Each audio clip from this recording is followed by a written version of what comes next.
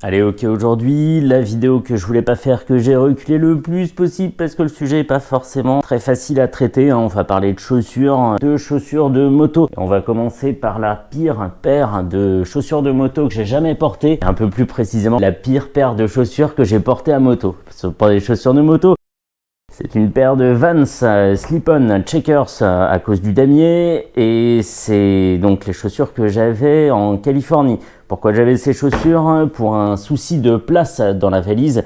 Je pouvais pas emmener des chaussures de moto et des chaussures pour me promener en journée et le soir. Le matin même du départ, j'étais toujours pas décidé.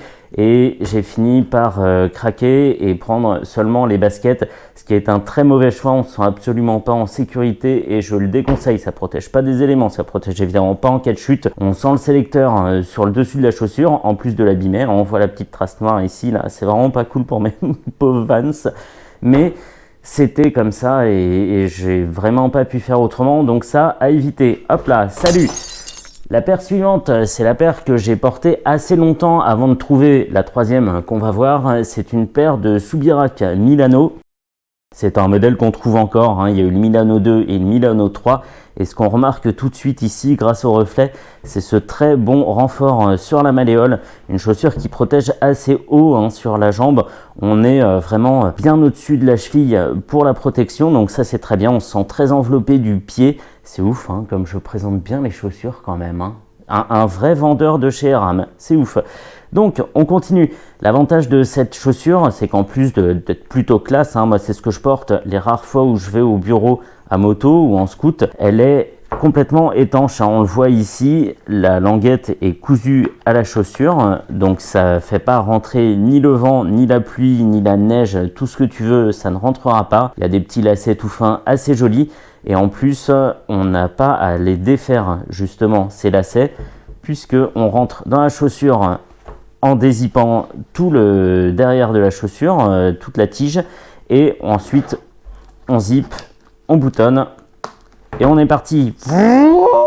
C'est une chaussure qui... Oui, pardon, je sais pas, j'ai mangé trop de céréales ce matin, un petit excès d'enthousiasme là. Bon, bref, c'est une chaussure qu'on trouve encore, hein. Donc je disais, actuellement on est à la Subirac Milano 3, qui est globalement la même, hein, de présentation. C'est une chaussure qu'on trouve donc à 170 €. On voit qu'elle a un petit peu souffert là, que la partie du dessus est un peu partie. Ça, c'est la chaussure droite, donc c'est pas celle qui souffle le plus. Allons nous chercher la chaussure gauche, s'il vous plaît, assistant. Merci. La chaussure gauche, notamment à l'endroit du sélecteur, on voit qu'elle n'est pas très abîmée. Elle est forcément plus abîmée que la droite, mais on n'a pas de trou, il n'y a pas de déformation majeure. Et c'est une chaussure qui est très souple. On a une démarche naturelle avec celle-ci, ce qui ne donne pas une grosse démarche de robot motard, pas très à l'aise. Vous pouvez partir. Oh non, bon, vous reviendrez après. Allez, vous allez là, sur le côté. Et après, je vous rappelle pour la photo finale. Les chaussures que je porte le plus en ce moment sont des TCX Street Ace. Ça se présente un peu comme une basket de moto, même si ça ressemble pas vraiment à une basket et pas vraiment à une moto. C'est des chaussures un peu plus street, hein, dans l'esprit. Elles sont en cuir évidemment, et comme la Subirac, la languette est solidaire du reste de la chaussure. Ici, c'est en tissu et on a donc toute une partie en tissu ici. C'est une bonne chaussure, elle protège très bien aussi. On a un très très bon renfort de la malléole ici à l'intérieur. C'est une petite coque.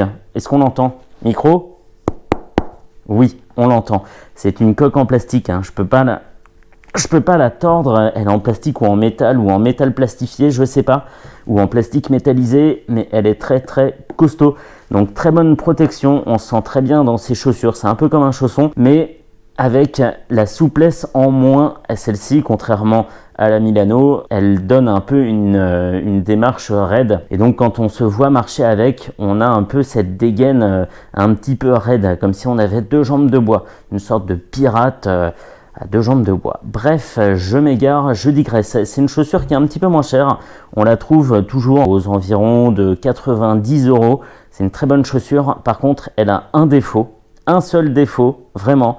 c'est qu'elle bouffe des lacets, mais à une vitesse, je ne sais pas si les œillets sont trop aiguisés ou ce qu'ils font en usine, mais j'en suis déjà à ma 3e paire de lacets, et en général ça casse quelque part ici à l'endroit où on tire le plus. C'est son seul défaut, sinon elle est vraiment très très stylée. Elle ressemble tout à fait à la paire de baskets Harrison que j'ai fait gagner dans le concours de décembre. Moi j'aime bien ce style, ça va un peu avec tout, jean, un pantalon de ville, c'est moins ça au bureau. Elle présente très très bien, marron comme ça va avec tout. C'est parfait, c'est un daltonien qui vous le dit. Donc, et oui, je laverai ma table après cette vidéo. Donc voilà, Soubirach Milano, 1, 2, 3, celle-ci c'est la une, de bonnes chaussures pour bien présenter au bureau et avoir une bonne tenue dans le temps.